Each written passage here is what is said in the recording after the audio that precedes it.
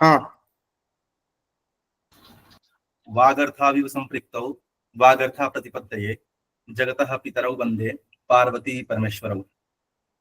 सर्वेभ्यो नमो नमः। 17 दिवसीय इस बाल नंदिनी नामक महायज्ञ का आज छठा दिन है। विगत दिनों में हम सब ने नैतिक शिक्षा के एवं दर्शन का अध्ययन किया। हम सौभाग्यशाली हैं कि हम सब इस कार्यक्रम के साक्षी बन रहे हैं। अपने परंपरा से कार्यक्रम की निर्विघ्न समाप्ति के हेतु समाप्ति मंगलम आचरित इस उक्ति को चरितार्थ करते हुए हम मंगलाचरण के लिए श्री शशांक झा जी को आमंत्रित करते हैं कि वह मंगलाचरण के लिए उपस्थित हों। श्री शशांक जी।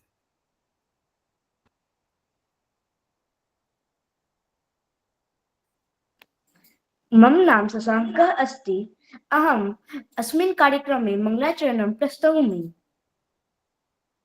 वन्दे देवमुमां पतिं सुरगुरुं वन्दे जगत्कारणं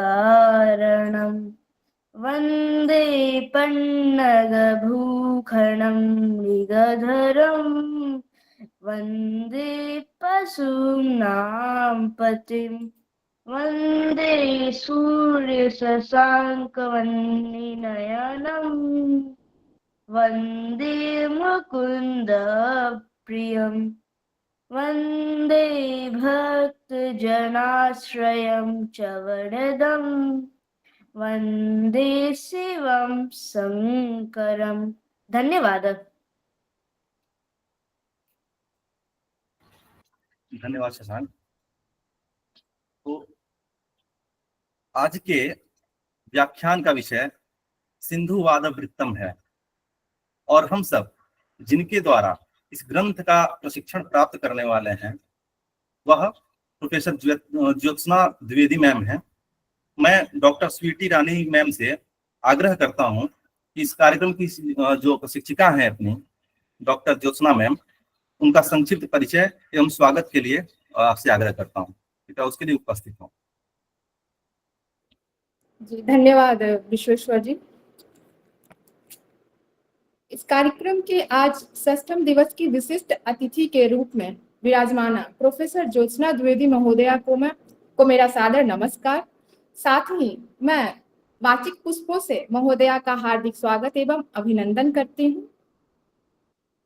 महोदया शासकीय ठाकुर रणवंत सिंह महाविद्यालय रीवा मध्य प्रदेश में संस्कृत विभागाध्यक्ष पद को अलंकृत कर रही हैं। साथ ही महोदया दर्शन परिषद की सदस्य भी हैं। महोदया की शिक्षा दीक्षा की बात की जाए तो महोदया ने व्याकरण विषय में पाणिनि कन्या महाविद्यालय वाराणसी से आचार्य एवं MA संस्कृत रानी दुर्गावती विश्वविद्यालय जबलपुर से की है एवं विद्या वारिधि महोदया ने प्राचीन व्याकरण के उत्थान में महर्षि दयानंद का योगदान विषय को लेकर किया है। साथ ही महोदया को पाणिनि कन्या महाविद्यालय वाराणसी के द्वारा वेद रत्न व्याकरण सूर्या उपाधि से अलंकृत भी किया गया है। महोदया के द्वारा 23 सेमिनार 36 शोध पत्र विविध विषयों पर प्रस्तुत किए गए हैं। महोदया के द्वारा वैदिक आलेख पर 2 कार्यशाला एवं अन्य विषयों पर 10 से अधिक कार्यशालाएं आयोजित की गई हैं। महोदया के द्वारा एक पुस्तक योग एक समृद्ध चिंतन लिखी गई है। साथ ही महोदया नई शिक्षा नीति में दर्शन, राजनीति आदि विषयों के पाठ्यक्रम निर्माण में विभिन्न विश्वविद्यालयों में नोडल सदस्या भी रही हैं। महोदया का पुनः इस विशेष कार्यशाला में हम सभी के द्वारा विशेष स्वागत एवं अभिनंदन है। बहुत बहुत धन्यवाद स्वीटी मैम। सही बात है कि हम लोग आज ज्योत्सना मैम जैसे प्रशिक्षित हम लोग सौभाग्यशाली हैं कि ज्योत्सना मैम आज हम लोग को प्रशिक्षित करेंगी और वो भी एक ऐसा ग्रंथ है, एक ऐसे विषय पे जो शायद इसमें बहुत लोगों को पता भी नहीं है। शायद हम भी शायद कुछ ही इसके बारे में जानते हैं। तो हम आज ज्योत्सना मैम के द्वारा बढ़िया से पढ़ेंगे और काफी हम इसके लिए उत्सुक भी हैं। तो मैं ज्योत्सना मैम से आग्रह करता हूं कि वह अपना व्याख्यान शुरू करें और पूर्वक ये व्याख्यान 40 मिनट का होगा और प्रश्नोत्तरी अंत में 10 मिनट का। ज्योत्सना मैम।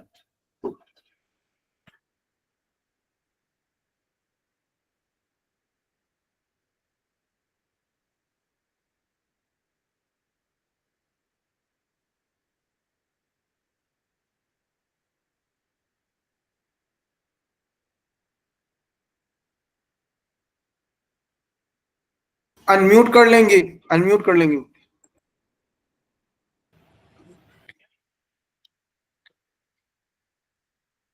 धन्यवाद सभी को, मेरा सादर प्रणाम।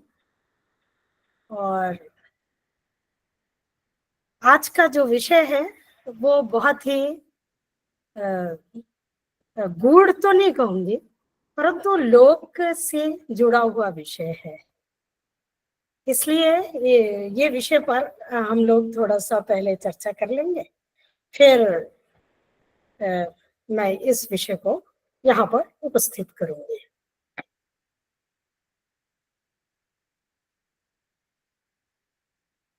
सिंधु वादवृतम, जैसा कि इसका नाम है, जो भारतवर्ष है यहाँ पर कथाओं की परंपरा अति प्राचीन है। विश्व में कहानियां सुनाई जाती हैं और हम सभी जानते हैं, बच्चे भी जानते हैं, क्योंकि इसमें मैं देख रही हूँ ना, छोटे बच्चे से लेके बड़े तक जुड़े हुए हैं। तो मैं सबके लिए अपनी बात रखूंगी, अपनी बात कहूंगी। तो जब कहानियां सुनाई जाती है, कहानियों का उद्देश्य क्या होता है?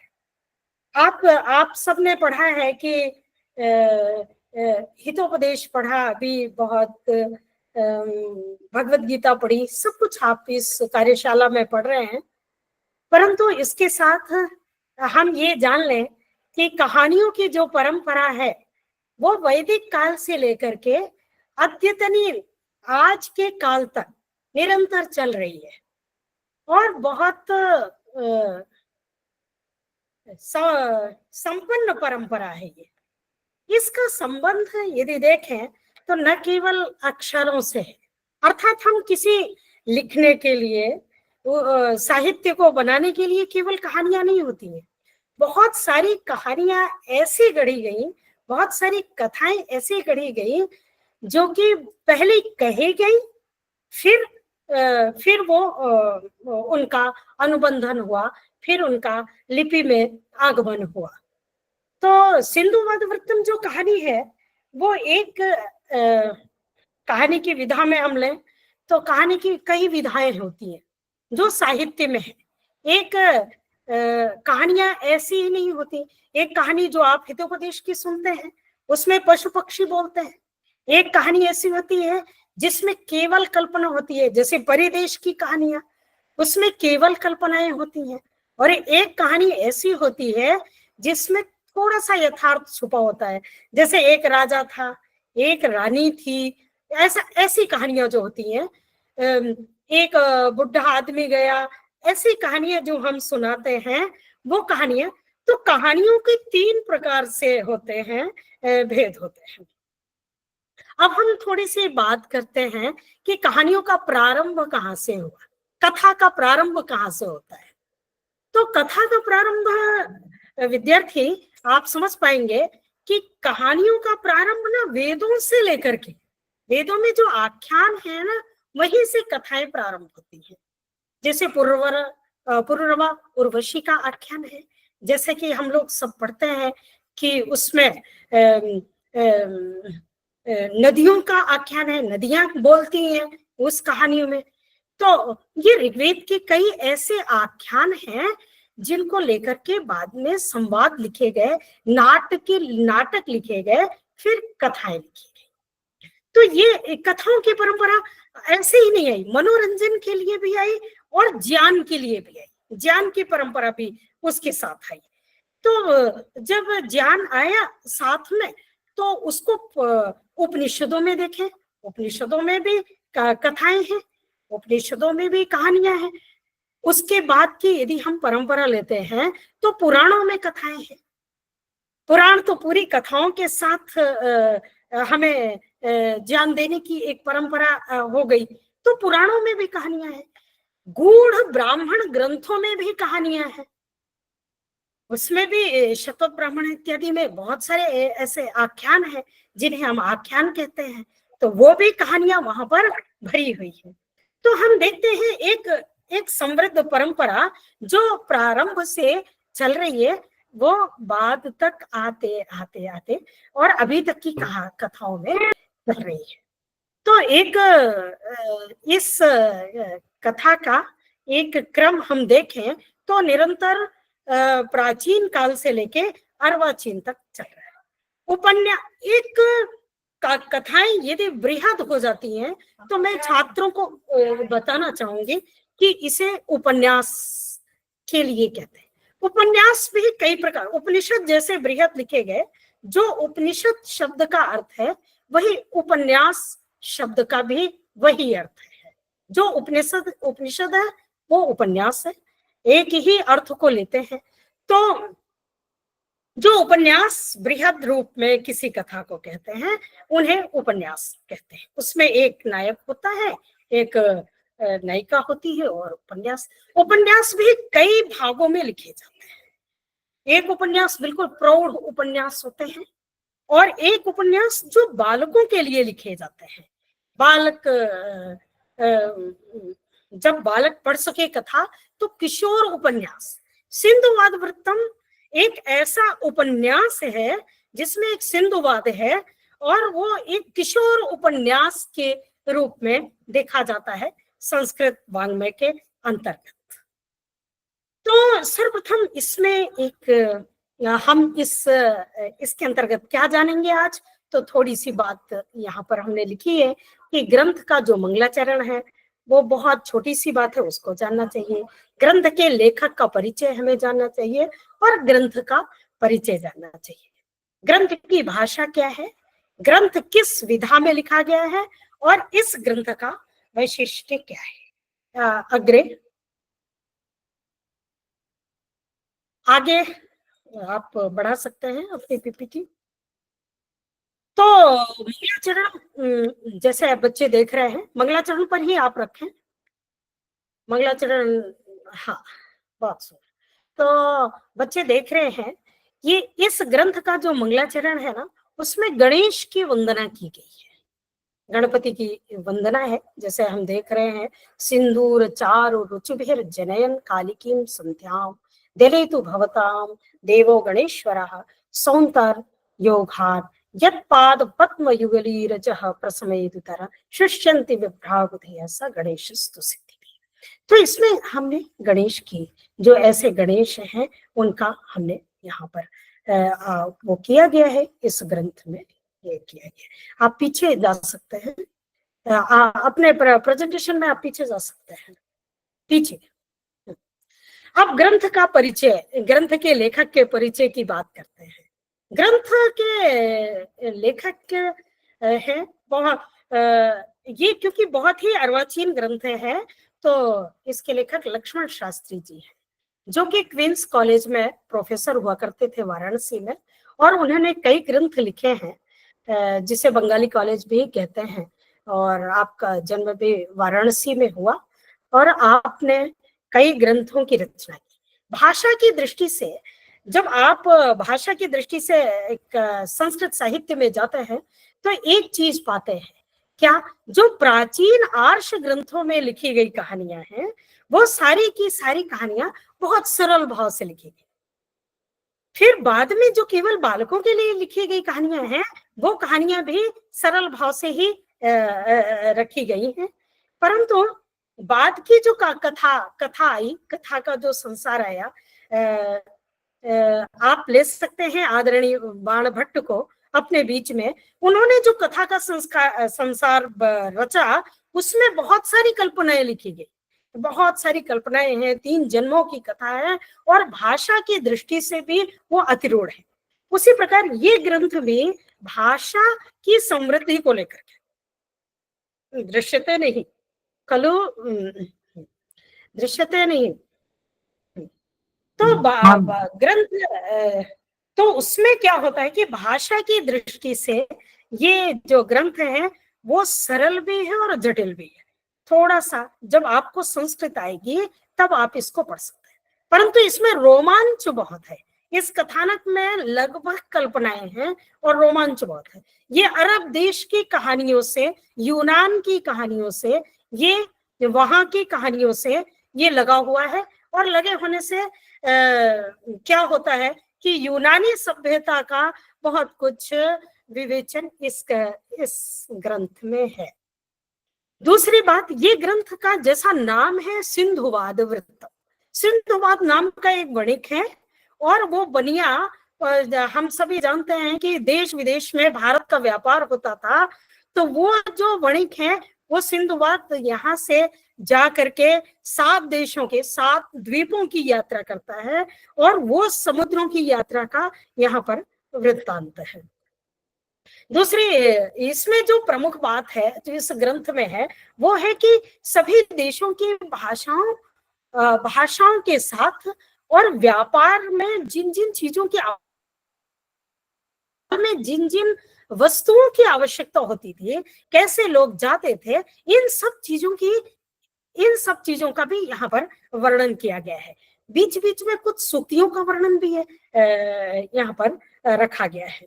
ग्रंथ की भाषा अतीव प्रांजल है। यदि आप संस्कृत के विद्यार्थी हैं और संस्कृत के उपन्यास, कथा, कहानी में रुचि रखते हैं तो इस कहानी को एक बार उठाएंगे तो आपको बंद करने की इच्छा नहीं होगी। बहुत छोटा सा ग्रंथ है, 7 सिंधुवाद की यात्राएं हैं और बहुत ही छोटा ग्रंथ है, परंतु लिखा इतने प्रांजल भाषा में गया है कि आप उसे पढ़ना नहीं छोड़ सकते। और क्योंकि इसमें रोमांच है, रहस्य है और तिलस्म है, तो ये सब चीजें होने से जो ये किशोर वय के बच्चे हैं वो उत्साह है, तो इसके कारण इसमें बहुत ज्यादा रुचि दिखाते हैं। जो ग्रंथ की विधा है वो बिल्कुल ये गद्य शैली में लिखा हुआ ये ग्रंथ है और बहुत ही सरस और सहज है, भाषा भी बहुत ही प्रांजल है। तो सप्त सिंधु नाम यात्रा नाम सारांश है, इसमें मैंने थोड़ा सा सारांश दिया है कि विदामपुरा अधिपते है श्री हरित महिपति का वो था, वहां पर रहता था। और आप अग्रे करिए, आप पीपीटी आगे बढ़ा लें। हाँ देखिए, ये एक बहुत ही अच्छा चित्र है बच्चों आप सबके समक्ष। ये इस कथा को कहता है।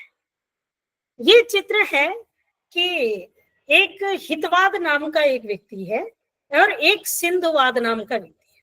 सिंधुवाद एक बनिया है और हितवाद उस कहानी की, ये 7 समुद्री यात्राओं को सुनने वाला ये व्यक्ति है। ये व्यक्ति क्या हुआ, हितवाद नाम का व्यक्ति सिंधुवाद के दरवाजे में जाकर के बैठ गया। कहानी मैंने दी हुई है, जैसे आप देख लेंगे बाद में। तो सिंधुवाद के दरवाजे में जाकर के बैठ गया और बैठने के बाद वो बहुत खिन्न मन था क्योंकि वो बहुत मेहनत करता था, उसके बावजूद उसके खाने पीने की व्यवस्था, उसके वैभव की व्यवस्था नहीं हो पाती थी। इसलिए उसने क्या किया, वो जा करके हितवाद के दरवाजे में गया और उसने कहा कि हे ये किसका बड़ा महल है जिसके दरवाजे पर मैं बैठा हुआ हूँ, कौन इतने सुखपूर्वक रह रहा है इस संसार में, मैं ये जानना चाहता हूँ। उसके जो हितवाद के नौकर थे वो आए और सिंधुवाद को ये हितवाद को अंदर ले गए सिंधुवाद के पास। और ये थका हुआ हारा व्यक्ति वहां पर बहुत अच्छा भोजन किया और उसने 7 समुद्री यात्राएं सुनी। वही समुद्री यात्राएं सिंधुवाद वृत्तम में है। अग्रे आगे करें।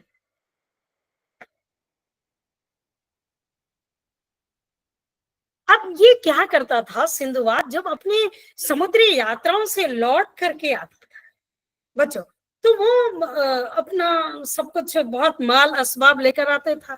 जिस द्वीप में गया, मैं एक द्वीप का बताऊंगी कि किस द्वीप से वो क्या क्या लेकर के आया और भारत में फिर वो बेचता था और विनिमय करता था। तो वो वहां पर बैठ करके लोग उसकी चारों तरफ उसको घेर लेते थे, अरे भाई तुम आए, तुम ये कहानी सुनाओ, वो कहानी सुनाओ। तो वो बैठ करके अपने सुख के दिन, अपने वहां पर किए गए सभी कार्यों के दिन यहाँ पर गिनाता था और वो कहानियां वो सुनाता था, और जो भी माल लेकर के आता था वो उसको वितरित करता था, उसको दिखाता था सभी को। और सभी बनिए जो भारत के उस समय विदामपुर में रहते थे, एक बंदरगाह का नाम है यहाँ पर, तो उस बंदरगाह में जब वो रहते थे, बंदरगाह से उतर करके, तो वो सबको बहुत अच्छे से ये कहानियां सुनाए, सामान दिखाए और वो उसको बताए कि इन इन देशों में जा करके तुम हीरे का व्यापार कर सकते हो, तुम चंदन का व्यापार कर सकते हो, तुम वहां मसालों का व्यापार कर सकते हो, और वहां से क्या क्या ला सकते हो, वहां कैसे लोग हैं। तो आप देख रहे हैं सिंधुवाद उनको सुना रहा है, उनको बता रहा है, और सब आश्चर्य से उसको देख रहे हैं। ये इसमें इस कथा का एक वो है, बहुत ही अच्छा ये चित्र हमें मिला। और इसके पीछे एक बहुत अच्छा है कि वो वहां से घोड़े लेके आया था, उसका नाम ही सिंधुवाद इसलिए रखा कि वो सिंधु नाम के घोड़े लेके आया जो सिंधु देश में पाए जाते थे। और उसका ये कथानक आगे आगे हम कथानक को थोड़ा सा आगे बढ़ाते हैं और पहली यात्रा आपको सुनाते हैं। आग्रे। तो ये कथानक मैंने यहाँ पर उसमें दिया हुआ है, हिंदी में दिया हुआ है, जो कि मैंने आप लोग को सुना दिया है कि ऐसे ऐसे था और पसीने में लथपथ हुआ बैठा हुआ था। आग्रे करणीयम, आगे बढ़ा ले। उसी कथानक का ये भाग है। उसने पूछा है कि आर्य सिंधुवाद आपसे मिलना चाहता है, तो वह मन में ही इसको प्रथमा सिंधु यात्रा। अब क्या हुआ कि सिंधुवाद अपने बारे में बता रहा है कि जब मेरे पिताजी भी बनिए थे, बड़े थे, व्यापारी थे, और वो क्या करते थे कि उन्होंने बहुत सारा धन मेरे लिए छोड़ दिया था, और उस धन का उपयोग मैं क्या भोग विलास में करता था। जो युवावस्था में धन के दुर्गुण होते हैं, तो वो सारे दुर्गुण मेरे अंदर आ गए थे। ये दुर्गुण आने से मेरा धन धीरे धीरे खत्म हो रहा था। परंतु एक दिन वो विचार करता है कि अरे एक दिन तो ये सारा खत्म हो जाएगा, तो मैं क्या करूंगा, फिर तो मैं गरीब हो जाऊंगा, और कैसे मैं वो करूंगा। तो उसने हिम्मत की और वो उसने राजा से आज्ञा ली और वहां पर बंदरगाह में गया, और जा करके उसने पोतम पढ़ने मशीन, उसने अपने एक छोटी सी नौका के साथ वो व्यापार करने के लिए निकल पड़ा। तो वासरपुर मार्गेण स्वसदनम प्रत्या, फिर वो वहां पर गया और फिर आ गया, फिर से वासरपुर उसका जो गांव है वहां पर आया है। इसकी ये कहानी है। फिर आगे बढ़ते हैं, थोड़ा सा आगे बढ़ते हैं इस कथा में।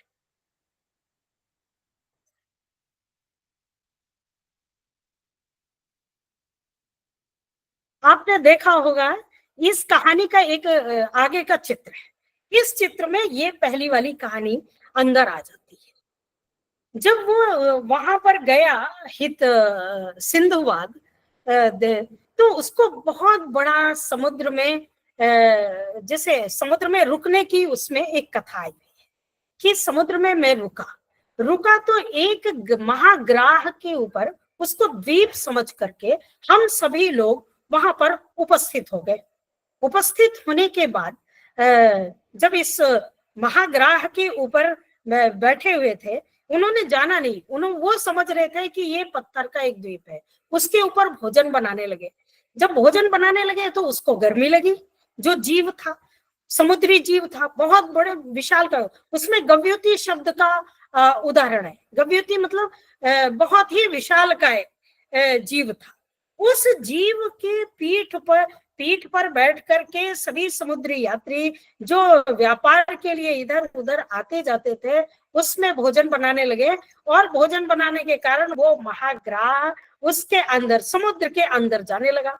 समुद्र के अंदर जाने लगा तो कुछ लोग तो बहुत जल्दी वहां पर चढ़ गए, पर कुछ लोग जब द्वीप डूबने लगा, ये हलचल हुई, तब लोगों ने समझा अरे मैं तो इतनी बड़ी महाग्राह के ऊपर बैठा था। महाग्राह का अर्थ होता है एक ऐसा जीव, बहुत बड़ी मछली आप ले सकते हैं, बहुत विशाल काय मछली, तो उस मछली के ऊपर ये बैठ गए, बैठ के ये सभी लोग खाना बना रहे थे द्वीप समझ करके।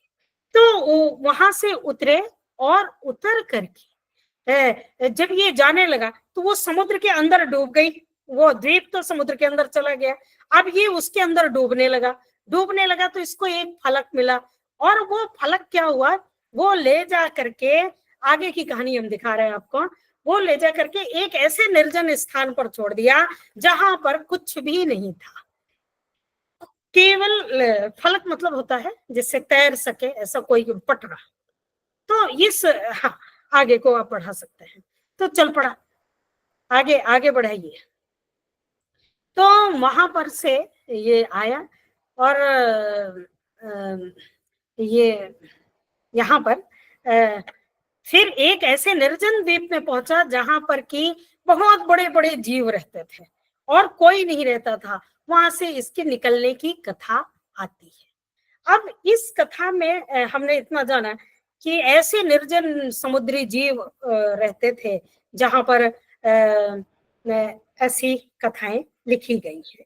ठीक है, थोड़ा सा हम यहाँ पर बच्चों के लिए हमने थोड़ा सा अभ्यास दिया है, जो इसमें बहुत ही प्रयोग किए गए शब्द हैं, विशेष शब्द हमने दिए हुए हैं। निधाग दिवसे, हम लोग ग्रीष्म ऋतु हमेशा प्रयोग करते हैं, परंतु ग्रीष्म काल के लिए बार बार लेखक ने इस ग्रंथ में निधाग शब्द का प्रयोग किया है।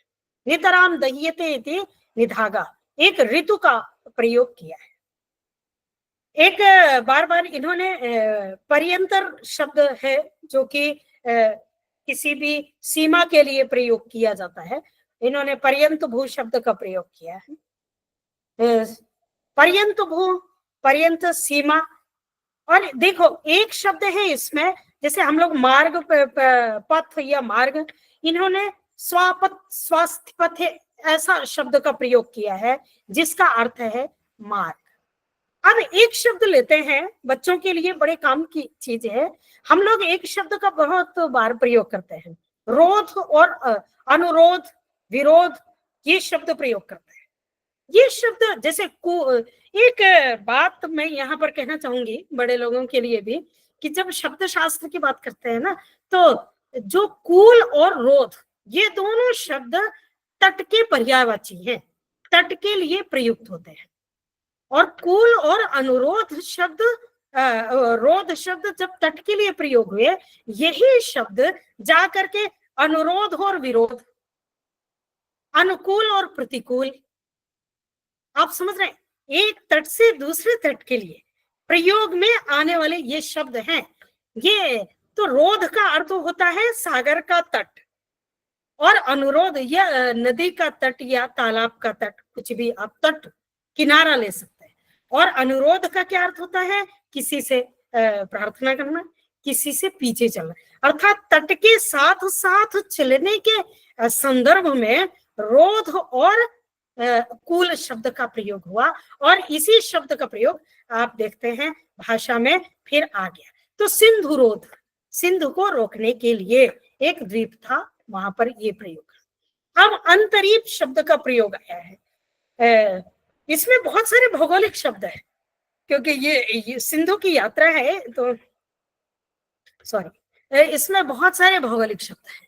भौगोलिक शब्द होने से आप वहां पर जा सकते हैं। अंतरीप क्या है, द्वीप क्या है, तट क्या है, बंदरगाह क्या है, जलपोत क्या है, ऐसे शब्दों का प्रयोग है जो कि मैंने खुद बहुत पहले नहीं पढ़े हुए थे, और उनको यहाँ पर हम पढ़ रहे हैं। तो जैसे अंतरीप क्या है, जैसे भारत एक द्वीप है कि अंतरीप है, यदि हमसे कोई ये प्रश्न करता है, और हम संस्कृत के विद्यार्थी हैं, हमने भूगोल नहीं पढ़ा, मैंने इसी को पढ़ करके, इस चीज जिसमें तीन तरफ से पानी जाता है और अंत मध्य गता और बीच में स्थल जाता है, वो सभी अंतरीप होते हैं। इसने जितने भी समुद्री तटों की बात की है, इस बहुत ही मतलब वैज्ञानिक ढंग से लिखा गया ये ग्रंथ है। तो जहां भी समुद्र तट की बात करते हैं और जिस भी देश की द्वीप की बात करता है लेखक, तो उसमें अंतरीप की बात करता है। और ये बहुत जानने की बात है कि जो बंदरगाह हैं, भारत के जो भी बंदरगाह बने होंगे, मैं इस चीज को देख रही थी कि 6000 वर्ष पूर्व के ऐसे आलेख हैं जो कि भारत में बंदरगाह होने के प्रमाण उपस्थित करते हैं।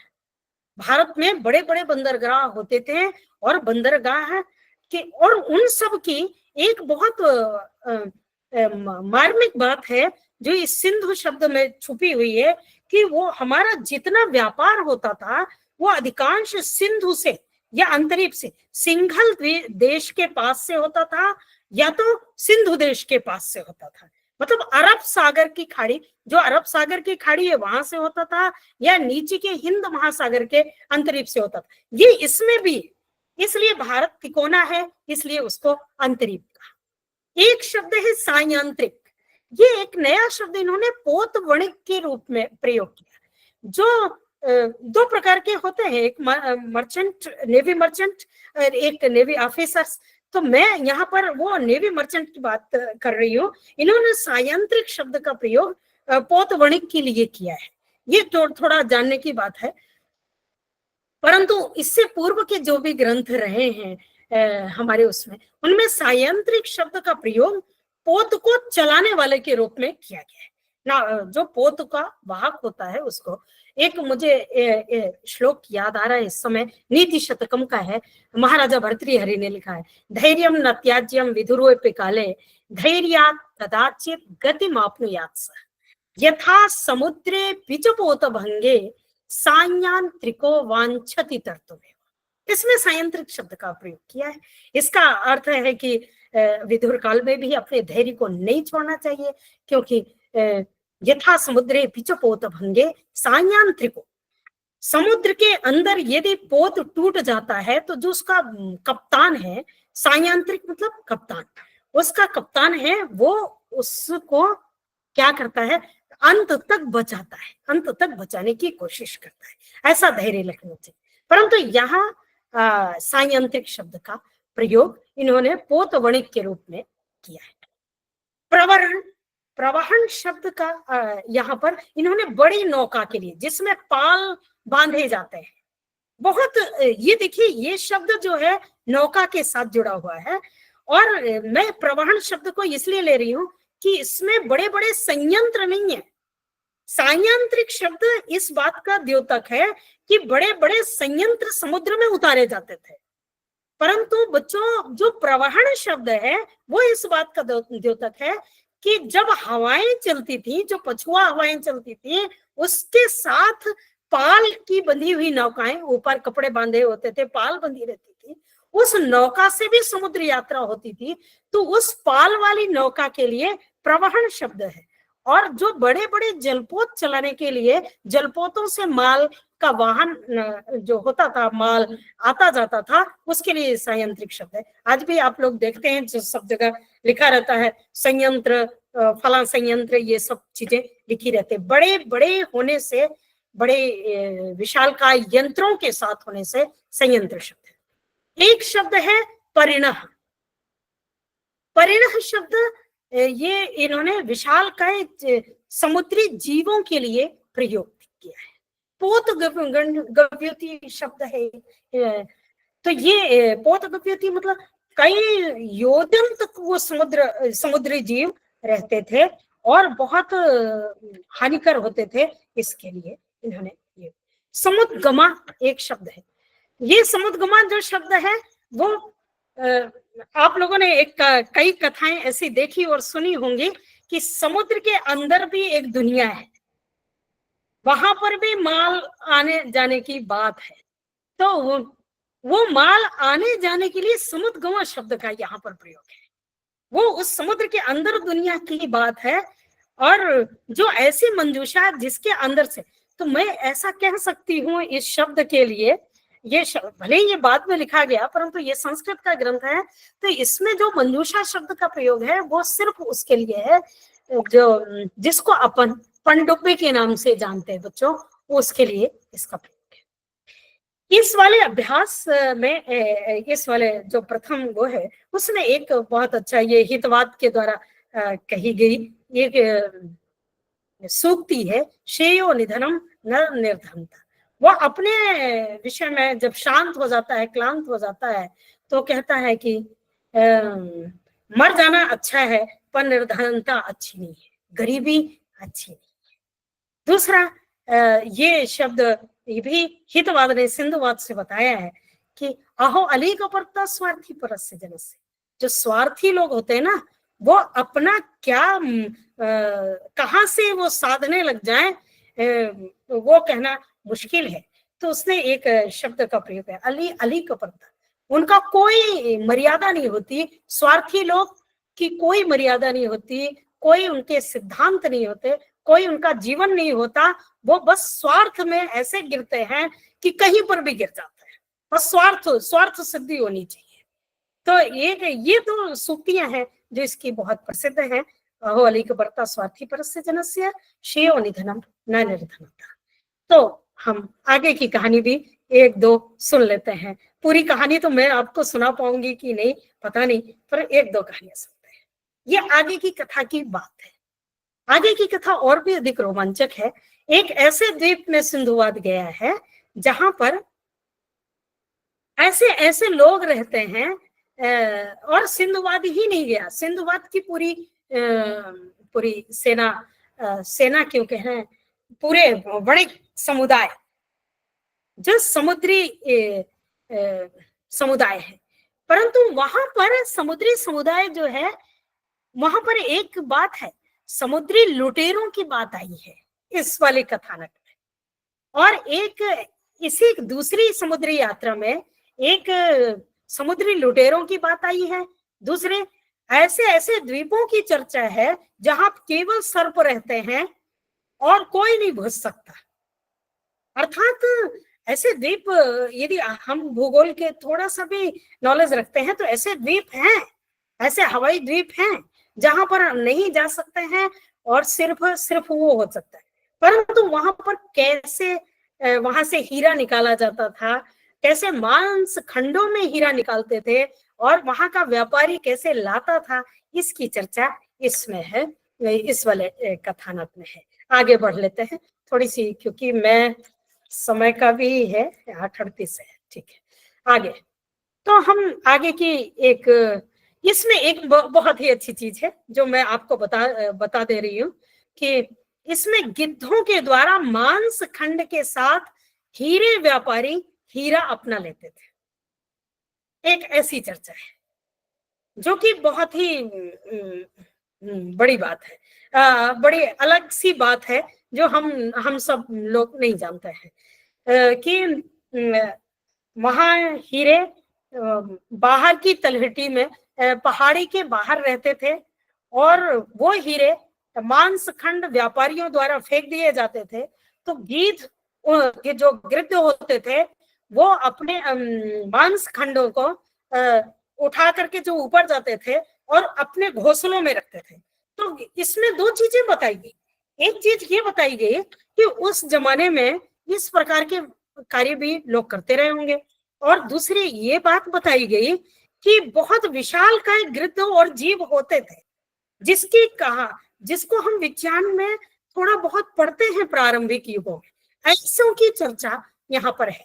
परंतु एक चीज यहाँ पर भिन्नता है जो विज्ञान के साथ नहीं है। ये मैं शोध के लिए जो लोग काम कर रहे हैं उनकी बात मैं कहूंगी, वो विज्ञान के साथ सम्मत नहीं होती है। वो बात ये है कि विज्ञान उस समय उन सबको दिखाता है जिस समय की मनुष्य पूर्ण विकसित नहीं था। ऐसा विकासवाद का सिद्धांत, मनुष्य धीरे धीरे हुआ। मैं तो ये हम लोग तो ह्रासवाद के सिद्धांत को मानने वाले लोग हैं, क्योंकि भारत का जो विज्ञान है ब्राह्मण ग्रंथों में वो ह्रासवाद के सिद्धांत को मानता है। तो मैं उस विषय पर नहीं जा रही हूँ, परंतु एक विशाल काय अंड की चर्चा यहाँ पर आई है।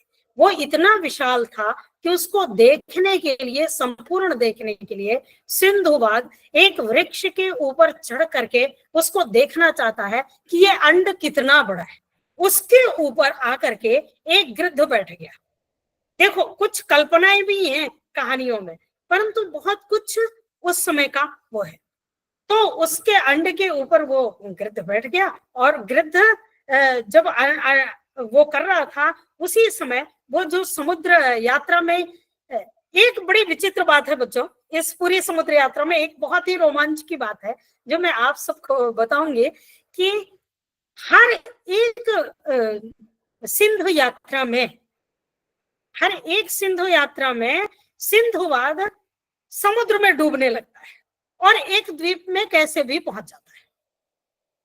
ये इस कथानक का वो नया मोड़ है। मतलब ये कथानक वहां से शुरू ही होता है, नए द्वीप में वो जाएगा तो उसका पोत भंग हो जाएगा, पहले ही उसकी ये नौका टूट जाएगी। तो ठीक है, तो अपन इसको ध्यान रखेंगे कि हर बार ये सिंधुवाद जब उसकी नौका भंग हुई तो एक नए द्वीप में प्रवेश कर गया, और नए द्वीप में प्रवेश कर गया सिंधुवाद, तो वहां उसको सब चीजें विचित्र मिलेंगी जो भारत में नहीं है। वो बस इतना है। तो महागृध की चर्चा है इसमें, एकष्ट महागृध इसमें वो, तो उसको ही गीध ही जब वो मांस खंड को लाते थे तो उसमें हीरे चिपक जाते थे, और या जो बनिए होते थे उन ऊपर पहाड़ियों में चढ़ करके उन गिद्धों को उड़ा देते थे, और वो हीरे उन मांस खंडों से फिर से ले लेते थे। चलो आगे बढ़ते हैं एक कहानी की ओर। कुछ चीजें हैं जो मैं और इसमें बताऊंगी आगे आगे।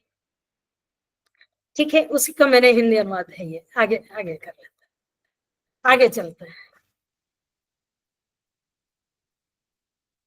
आप सब पढ़ भी सकते हैं, इसमें कुछ हिंदी अनुवाद हमने दिए हुए हैं, विशाल अंड की बात कही।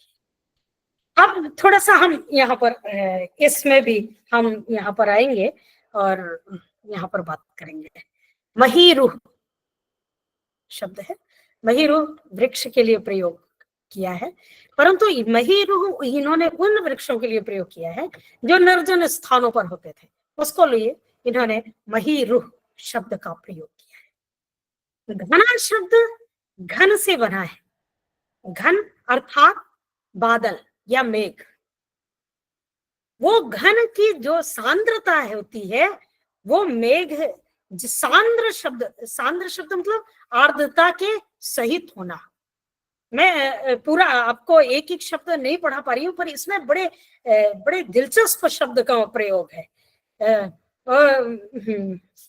मैं ऐसा प्रयोग कर रही हूँ, पर जब आप पढ़ेंगे तो अच्छा लगेगा। तो जो घना शब्द है वो सांद्रता के लिए प्रयोग है। ये सांद्रता जो है वो बादलों से होती है। जब बादल वर्षा ऋतु में आते हैं तो सांद्र हो जाती है पूरी पृथ्वी, आर्द्रता से भर जाती है, और जब बादल रहते हैं या जल जहां भी रहता है तो सांद्रता होती है। इसलिए घना शब्द का प्रयोग यहाँ पर सांद्र के रूप में है। इसमें अवदार्थ शब्द है। ये शब्द मैंने आप लोगों ने पढ़ा भी होगा, बहुत से विद्वान इसमें जुड़े हुए हैं, गुरुजन भी जुड़े हुए हैं, तो उन्होंने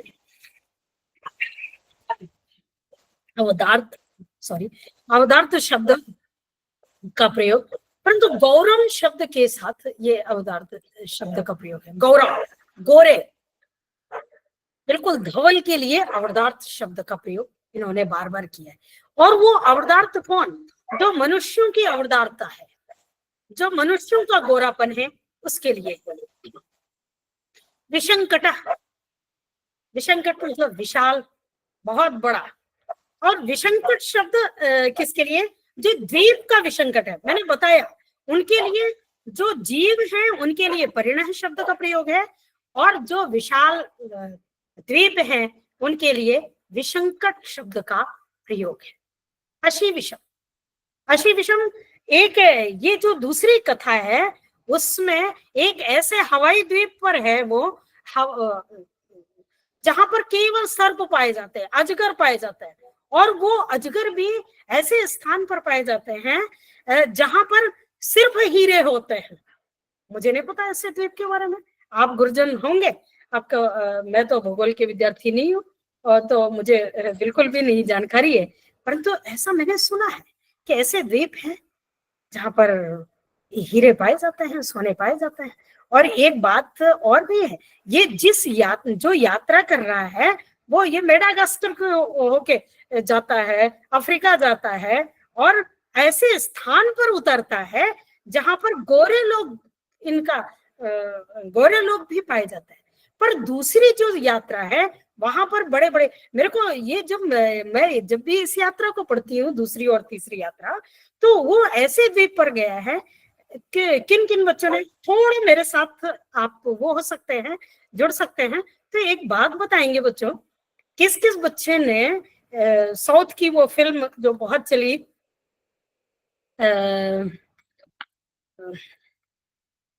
उसमें बहुत कमाई की, अरे मेरे को अचानक से नाम हो गया, विस्मय हो गया है, चेन्नई एक्सप्रेस। आ? चेन्नई एक्सप्रेस। नहीं, बाहुबली। बाहुबली। ओके ओके, बाहुबली जो ये इसको दे रहे हैं, बाहुबली का एक कैरेक्टर है बच्चों, आप सभी लोग बड़े ध्यान से उस कैरेक्टर को याद करिए कि जब बाहुबली की लड़ाई हो रही है तो एक कैरेक्टर आ रहा विशाल का है, उसकी एक आंख जो है ना वो बिल्कुल ऐसी है और बहुत ही विशालकाय है और उसकी अपनी एक सेना है। आप उस कैरेक्टर को याद करिए, वो कैरेक्टर यहाँ पर है पूरी तरह। कालकेय नाम है उसका। उसको वो समझ सकते हैं, उस कैरेक्टर से इसमें समझ सकते हैं, वो पूरा कैरेक्टर यहीं पर है। तो इसमें कुछ और शब्द का हम कालकेय, हाँ बिल्कुल बिल्कुल, आप याद करें, मैं बहुत देखती नहीं हूँ तो, पर थोड़ा बहुत मैंने उसको देखा हुआ था, कुछ बच्चों ने उसकी चर्चा की तो मैंने इसको यहाँ पर उसको सायुज्य किया है, वो आई हुई है। दो ऐसी फिल्में, एक विदेशी फिल्म भी है जो कि जिसका मैंने हिंदी अनुवाद देखा, और वो बिल्कुल ऐसी बड़े बड़े महाग्रहों पर है। मैं जब भी डिस्कवरी देखती हूँ और कुछ लोग ऐसे जीवों को खोजते होते हैं तो मुझे सिंधुवाद वृत्तम याद आता है, और आप सबको भी याद आएगा जब बड़े बड़े ऐसे शब्द, आप भौगोलिक शब्दों का प्रयोग करेंगे, जानना चाहेंगे समुद्र यात्रा के बारे में, सिंधुवाद वृत्तम सभी याद करेंगे कि सिंधुवाद वृत्तम है एक कहानी। तो ठीक है, एक असम शब्द है, असम हमारे देश का एक प्रांत भी है और असम को असम अनुपम होने से ही कहा गया है।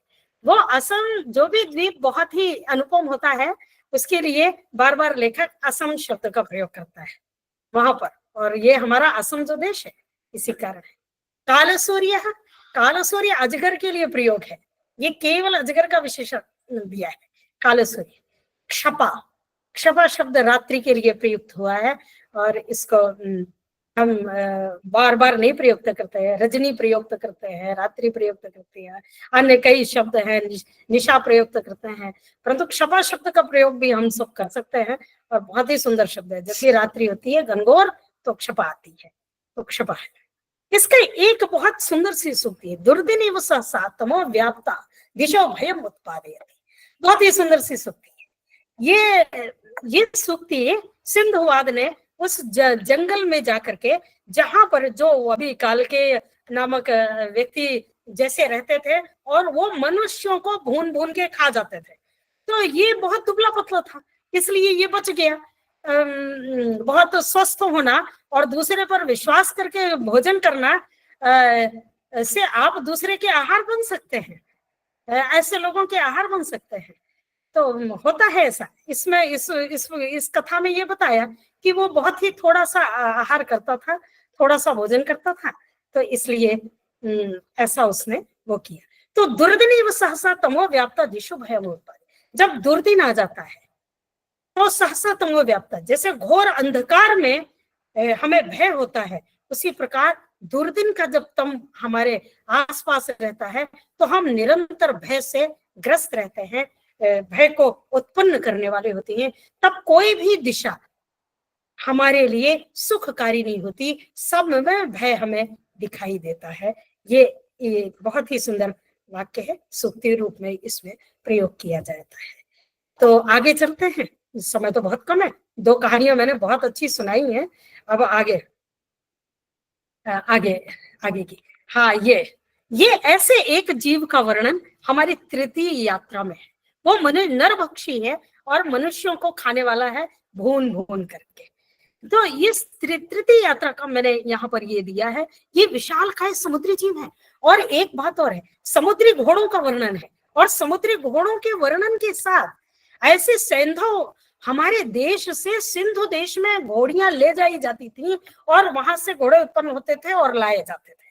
यहाँ पर ऐसा भी वर्णन इस तीसरी यात्रा में है जिसको सिंधुवाद ने वो किया है।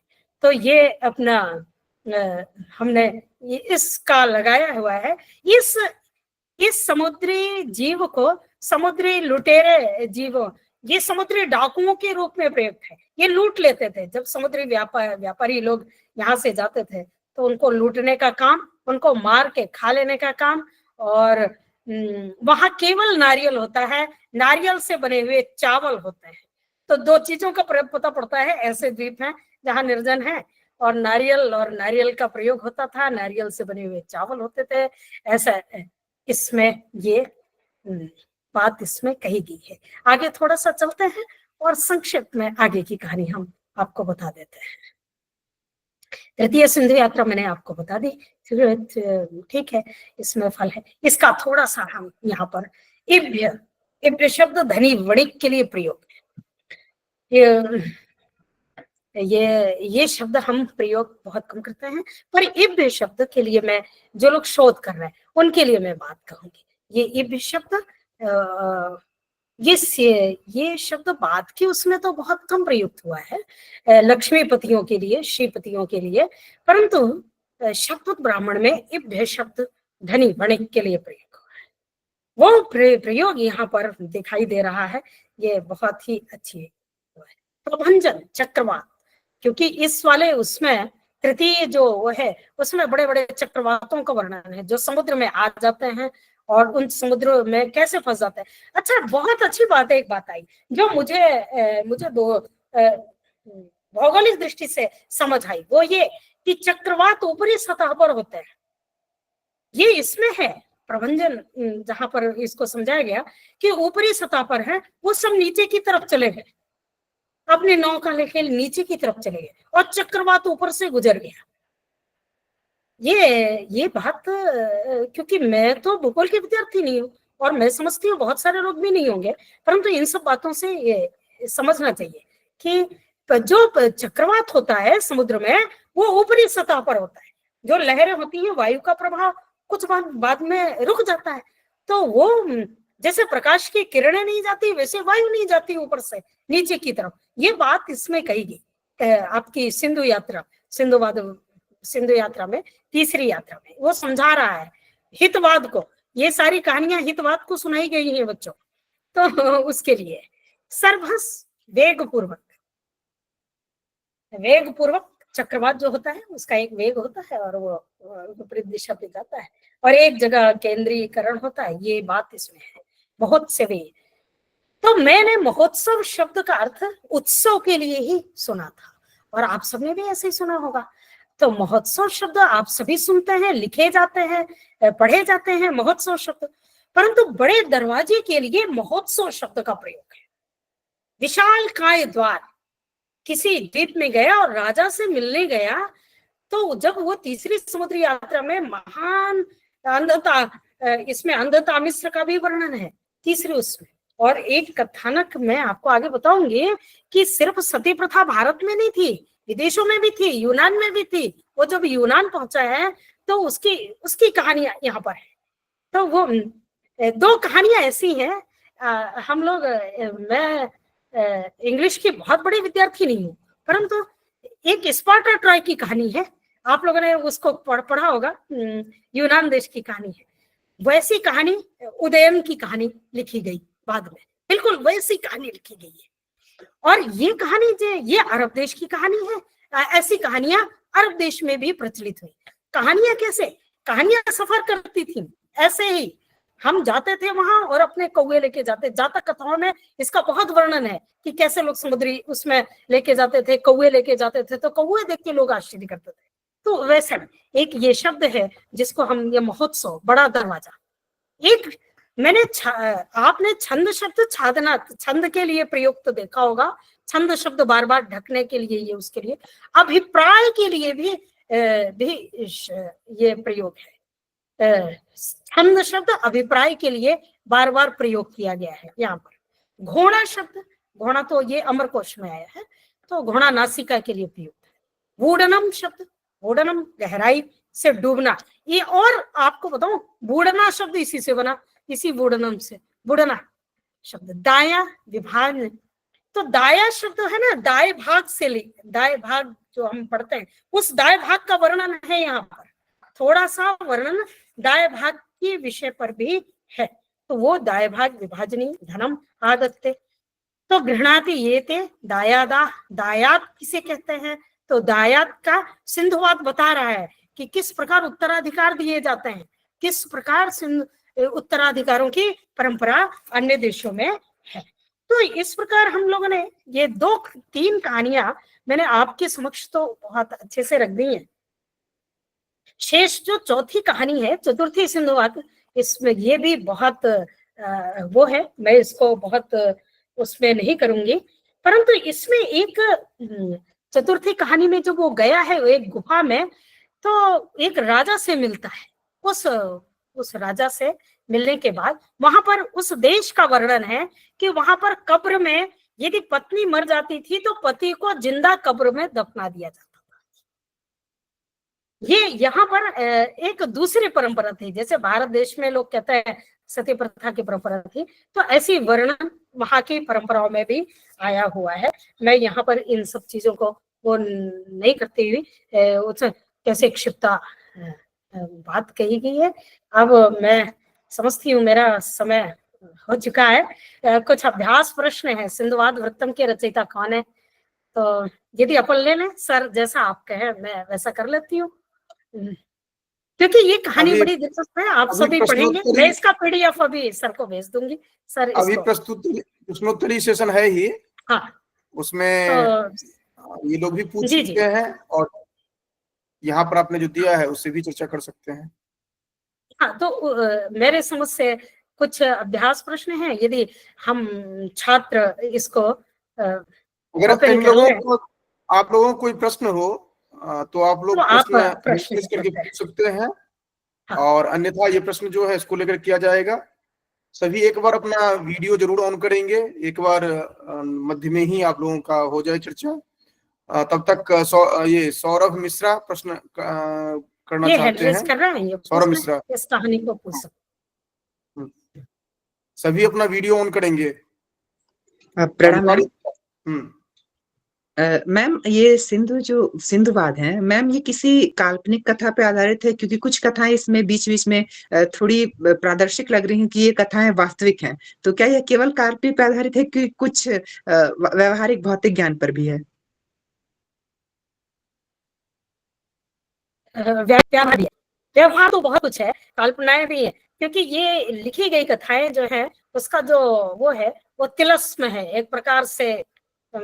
आप इसे मानिए कि बहुत ही सौंदर्य रोचक बनाने के लिए तिलस्म भी रखा गया है इसमें। परंतु तिलस्म शब्द को बच्चे समझ रहे हैं क्या? तिलस्म शब्द को रोमांचक बनाने के लिए उसमें इसको रखा गया। पर इसमें बहुत मैंने जैसे बताया ना, व्यवहार इतना अधिक भरा हुआ है कि यदि मैं इसे क्रम से पढ़ाया जाए, एक ग्रंथ का अध्ययन यदि हम क्रम से करते हैं, 7 सिंधु यात्राओं को यदि मैं लपेटना भी चाहूं तो मैं घंटे में नहीं लपेट सकती हूँ, क्योंकि बहुत मुश्किल हो जाएगा मेरे लिए। बस मैं ऐसे आप इसको स्पर्श करके और निकल जाए तृणवत, बस इतना ही मैंने किया है। ठीक है, और भी कुछ प्रश्न हैं, जैसे कुमकुम कोई प्रश्न करना चाह रही है। हाँ, ये किसी ने लिखा है मुझे, जादुई, तो जादुई रोमांच। हाँ, कृष्णकांत जो प्रश्न करना चाह रहे हैं हैंड रेज करके अपना माइक ऑन करके संक्षेप में प्रश्न करेंगे, और सभी अपना वीडियो जरूर ऑन करेंगे ताकि एक बार आपके उपस्थिति का एहसास तो हो जाए। हाँ कुमकुम।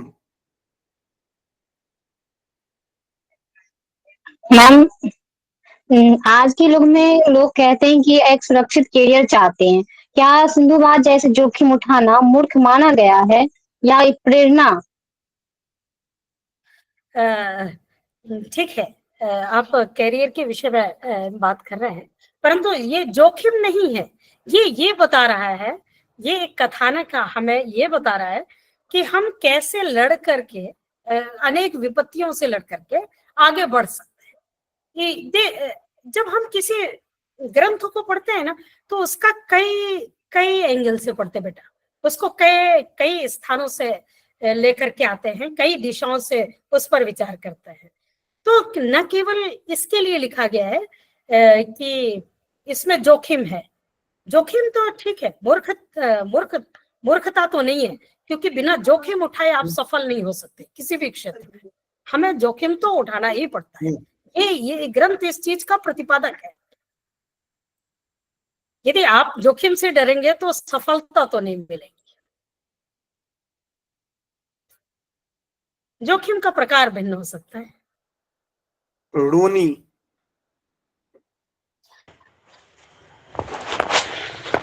जी सर, सर्वेभ्यो नमस्कार। मैम, अश्विसम और कालसूर्य इस दोनों का तो अर्थ एक है, तो दो शब्द का क्यों प्रयोग किया गया है? कौन से शब्द को आप बोल रहे हैं? मैम, अश्विसम और कालसूर्य। किस शब्द की बात कर रहे हैं? मैम, अश्विसम और कालसूर्य का अर्थ एक है, अजगर। काल शीर्ष मैम, काल सर्प, काल सूर्य। काल सूर्य है। हाँ ठीक है, काल सूर्य सर्प के लिए प्रयुक्त है, यहाँ पर अजगर के लिए।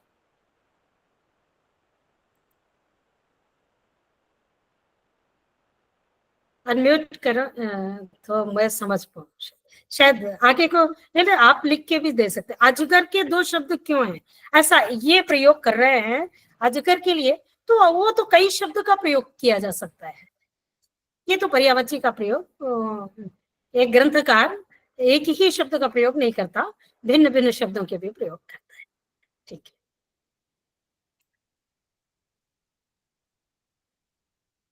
और किसी को कोई प्रश्न?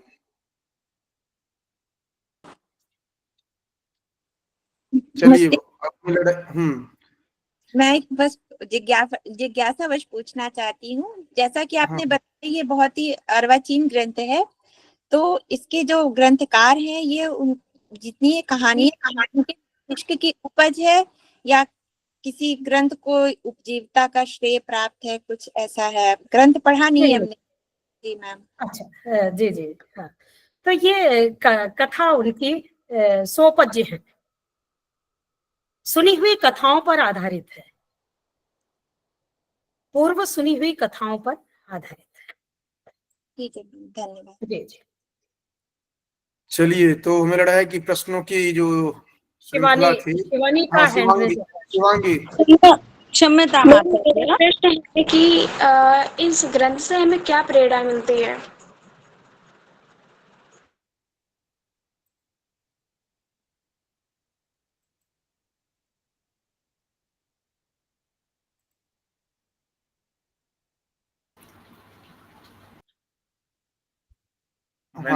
प्रॉब्लम है शायद।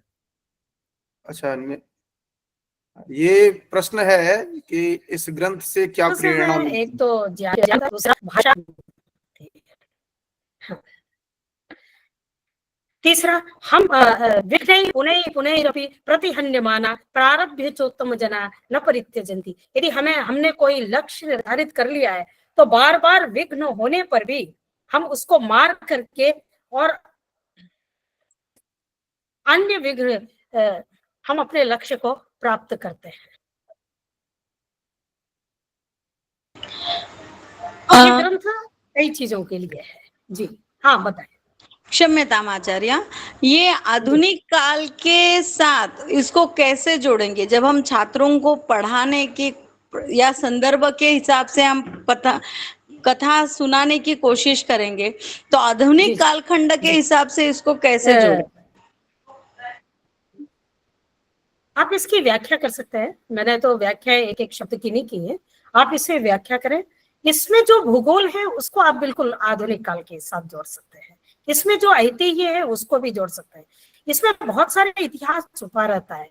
कोई भी ग्रंथ बिना भौगोलिक, बिना ऐतिहासिक और बिना सांस्कृतिक परिदृश्य के नहीं लिखा जाता। उसके लेखक उसके पीछे अपना सारा सार रखता है, उसको आप जोड़ करके इसको प्रस्तुत कर सकते हैं। और ये बहुत ही अच्छा एक ग्रंथ है जो कि भौगोलिक शब्दों की भरमार के साथ, हम जितना भी भूगोल भी पढ़ते हैं तो स्थल का भूगोल पढ़ता है, समुद्री भूगोल बहुत कम है हमारे पास। तो सामुद्रिक भूगोल का भौगोलिक जो शब्द हैं उसके लिए आप इसका प्रयोग कर सकते हैं। बहुत अच्छे अच्छे शब्द हैं। मैंने तो बहुत स्थली पुलाक न्याय से आपके सामने रखा था, परंतु ये शब्द बहुत सारे हैं और बहुत अच्छा लगेगा आपको पढ़ने में। जी महोदया, जैसे शोध दृष्टि से यदि इसमें भाषा को जो देख रहे हैं कि क्या जो इन्होंने शब्द निर्माण जो किए हैं वो व्याकरणिक दृष्टि से शोध परक हम ले सकते हैं इसको, या पहले से शोध हो चुका है इसके इस ग्रंथ पे? मैं तो इस विषय पर नहीं जानती कि इस पे कोई शोध हुआ है, मेरे दृष्टिपथ पर नहीं है, परंतु व्याकरण की दृष्टि से आप इसमें शोध ले सकते हैं। ये बहुत ही अच्छे शब्दों का प्रयोग किया गया है और ऐसे हैं बहुत सारे शब्द ऐसे हैं जो कि बहुत पूर्व में प्रयोग होते थे और फिर यहाँ पर प्रयोग हुए हैं। आप बिल्कुल ले सकते हैं। धन्यवाद मुझे। जी चलिए, तो इसी के साथ ये प्रश्नोत्तरी श्रृंखला जो है इसको विराम देते हैं, क्योंकि प्रश्न हाँ सौभाग्य लक्ष्मी, चलो। मैडम बड़े अच्छे से ज्योत्सना रूपी ज्ञानमय। जी मैडम, प्रश्न पूछो। हाँ एकदम बहुत अच्छे से व्याख्यान किए, ज्ञान रूपी ज्योत्सना आभा में बड़े अच्छे से आज किए। प्रश्न ये है कि मैडम, आज ये जो आप समझाए बड़े अच्छे से, वहाँ नारी पात्र क्यों नहीं है? हाँ, ये जो कथानक है एक वणिक का है। बहुत सारी ऐसी कहानियां हैं भारत में प्रचलित हुई, बहुत सारी लोक कथाएं हैं प्रचलित हुई जिनमें नारी पात्र बहुत कम है। मैं आपको बताऊं, ऐसा है कहानियों में। आप बहुत सारे प्रांतों की कहानी, जैसे गुजरात प्रांत की एक कहानी है बनियों के लेकर के, उसमें 6 कहानियां अपने व्यापार की सुनाई हुई हैं, परंतु उसमें नारी पात्र एक भी नहीं है। तो हाँ, इसमें एक नारी पात्र बस इतना ही आया है कि एक देश के राजा ने उसको अपने देश में रखने के लिए सिंधुवाद का उसने विवाह करवा दिया था और बहुत सुंदर युवती थी, बस। इसके अलावा कोई इसमें वर्णन नहीं है नारी पात्र का। ये इतना इसलिए मैं समझती हूँ उस समय का जो लिखा जाना है या उस समय की जो कहानियां होती थी हमारे पूर्व की, उसमें सिंधु मतलब ऐसी समुद्री यात्राओं में नारियां बहुत कम जाती रही होगी, तो वो साथ में वो नहीं रहा होगा, नहीं तो टाइटैनिक बनता। फिर वो फिल्म नहीं है यहाँ पर सिर्फ सिंधु यात्रा है। ठीक है। चलिए, एक क्यों नहीं हुआ? तेजल, ये सौभाग्य लक्ष्मी, आप एक बार पढ़ें। अब तेजल शाह हैं, इन्होंने प्रश्न किया था जो कि ये सिंधुवाद नामक नाविक की कथा है, अगर तो सिंधुवाद क्यों नाम दिया गया है, इस तरह इन्होंने प्रश्न किया है। सिंधुवाद, हाँ जी। सिंधु को कहने वाली कहानियों का जो पात्र है वो सिंधु। चलिए, ऐसा तो सिंधु की कहानियां कह रहा है, सिंधु देश की कहानियां कह रहा है, इसलिए उसको वाद मतलब कहने वाला जो पात्र है उसका एक नाम है सिंधुवाद। जैसे शुकनाशोक देश में शुक है, वैसे यहाँ पर ये सिंधुवाद है। जी सभी मैं बार बार सभी से निवेदन किया, आप अपना वीडियो ऑन करें, और मैंने देखा जो कि 40 के आसपास आप लोग ऑन किए थे हैं, जबकि 67 आप लोग ज्वाइन थे उस समय में। तो ये कक्षा में अगर आप हैं तो बिल्कुल कक्षा जैसे आप रहिए, और अगर आप उस मर्यादा को नहीं समझते हैं तो हम भी उस मर्यादा को बनाना चाहेंगे जिसमें कि आप ना रहे। तो ये बात ध्यान रखेंगे सभी। क्योंकि यहाँ पर एक सेंटेंस अगर कहा जा रहा है, वाक्य कहा जा रहा है, तो उसकी मर्यादा होनी चाहिए। और नहीं तो आप स्वतंत्र हैं, आपने रजिस्ट्रेशन किया है, आपको जबरदस्ती तो बैठा नहीं सकते हैं हम। आपके लिए बहुत अधिक उपादेय होगा, जो कि कोई किसी कॉम्पिटिटिव एग्जाम के लिए आपको बहुत उपादेय होगा, ऐसा भी नहीं है। आपने स्वेच्छा से इसका ग्रहण किया है, तो उसके साथ निष्ठा के साथ रहें, ये सभी से निवेदन है। और अगर निवेदन नहीं मानेंगे तो फिर आगे जो है वह प्रक्रिया की जाएगी। विश्वेश्वर आगे ले चलेंगे कार्यक्रम को। जी धन्यवाद मैम, बहुत बढ़िया आपका ये सेशन रहा। आप जो ये बीच बीच में शब्दों को व्याकरणिक दृष्टि से बता रही थी, जो विवेचना कर रही थी, वो हम सबके लिए बहुत ही उपयोगी रहा है। और ये सिंदबाद और हिंदबाद की कहानी हम लोग बचपन में भी पढ़े थे, तो उसमें सिंदबाद जहाजी नाम से एक उपनाम भी दिया गया था उनको। और उसके बीच में एक ये प्रसंग आता है कि वो शायद किसी ऐसे द्वीप पे भी गया है जहाँ पे एक गैंडा हाथी को अपने सूंड से उठा लेता है और उसमें से जो खून निकलते हैं उससे वो गैंडा अंधा हो जाता है। ये भी काफी बढ़िया लगता है। और उससे भी विशाल एक सरब नाम का पक्षी होता है जो हाथी और गैंडे को एक साथ उड़ा ले जाता है और उसका वो भक्षण करता है। तो इसमें जितनी भी कहानियां हैं, ऐसे बहुत सारी बातें हैं जी, इसमें जितनी भी कहानियां हैं सातों यात्राओं में काफी अच्छी और रोमांचकारी हैं। यदि इसको हम पढ़ते हैं तो हमारे अंदर एक साहसिक प्रवृत्ति आती है। और बंदरगाह का इतिहास जो आप बताई है कि बंदरगाह का इतिहास अपने वहाँ लगभग 4000 ईसा पूर्व पुराना है। मिस्र, मेसोपोटामिया वगैरह से काफी व्यापार हुआ करते थे। 6000 साल जी जी पुराना है, 6000 वर्ष पुराना है। अच्छा, जिसका कि अभी भी अवशेष यहाँ पर मिला है, कार्बनेट डेटिंग है ये। अच्छा, और इसमें आपने जो भी वर्णन किया है, इसमें नीति, भूगोल, विज्ञान और बिजनेस का जो ये कॉन्सेप्ट था पहले कि यहाँ से लेकर के यहाँ अपना बेचना, क्रय करना, विक्रय करना, इसका ये जो आप व्याख्या की हैं हम लोगों को काफी अच्छा लगा है। और इसके साथ ही मैं अपने विपिन गुरु जी को निवेदन करते हैं कि धन्यवाद ज्ञापन के लिए आए और धन्यवाद ज्ञापित करें विपिन गुरु जी। धन्यवाद।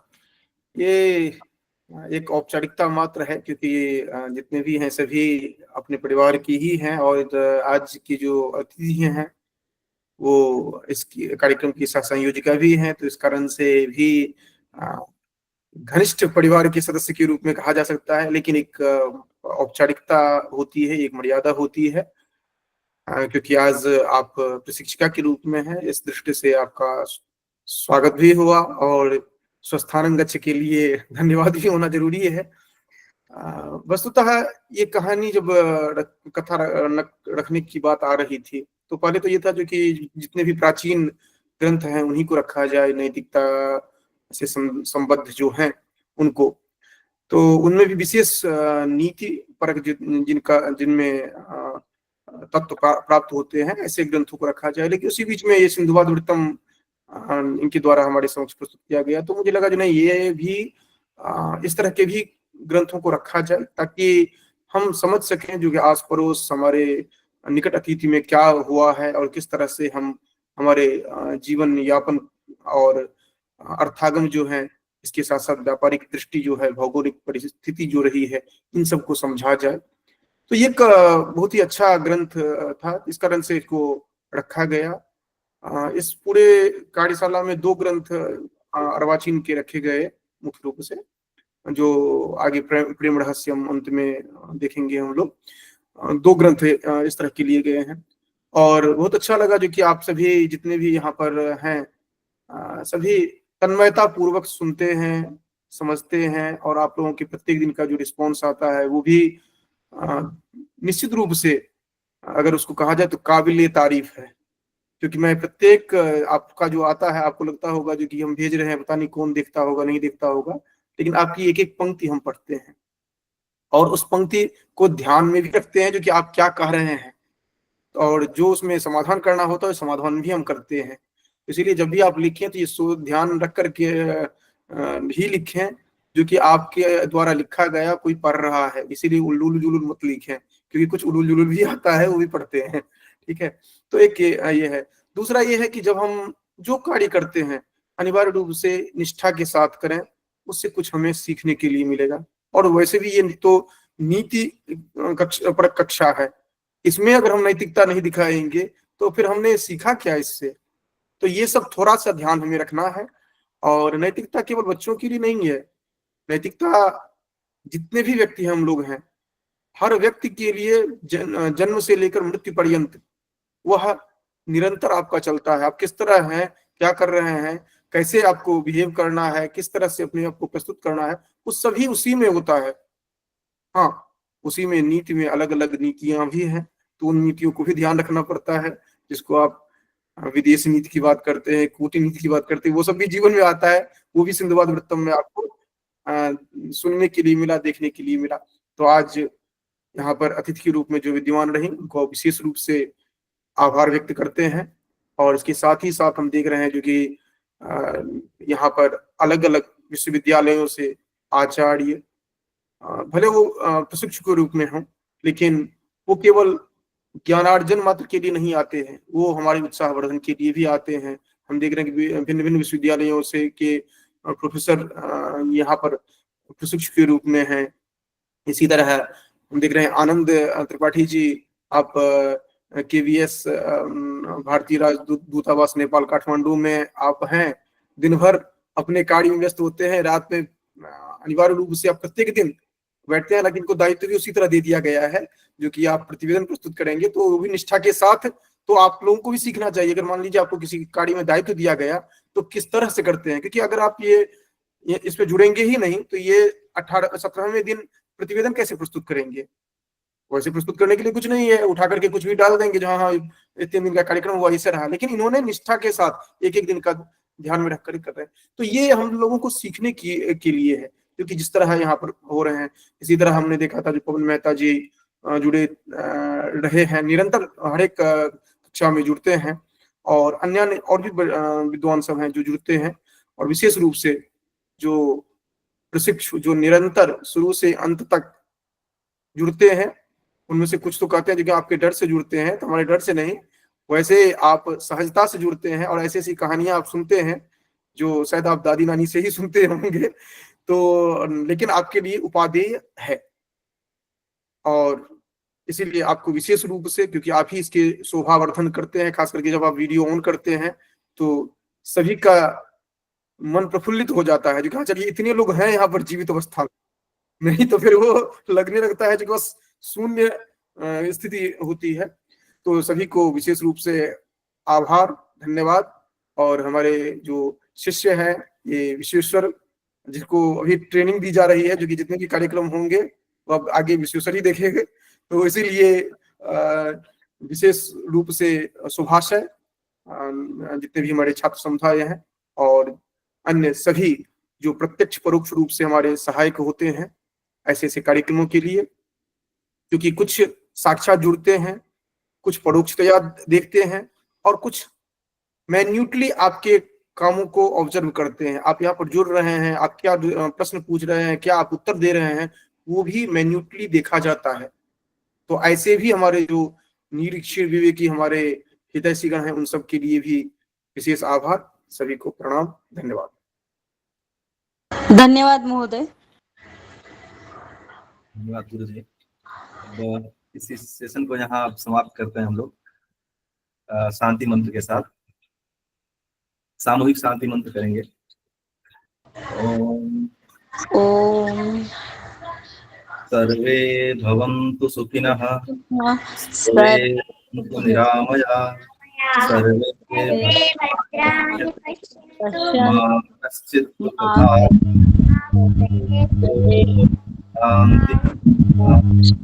शान्ति शान्ति। धन्यवाद।